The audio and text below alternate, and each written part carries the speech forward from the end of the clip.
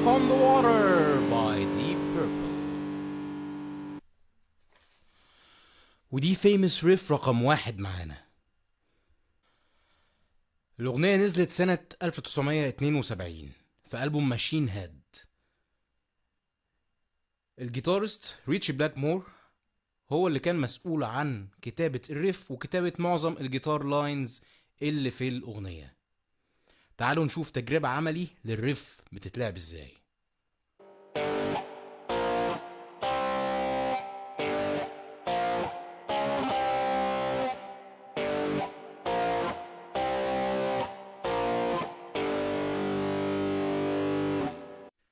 اكتبوا لي تحت في الكومنتس كل الريفس اللي انتوا عايزين تتعلموها سواء على الجيتار او البيس علشان احضرها للريلز اللي جايه، وما تنسوش تعملوا فولو.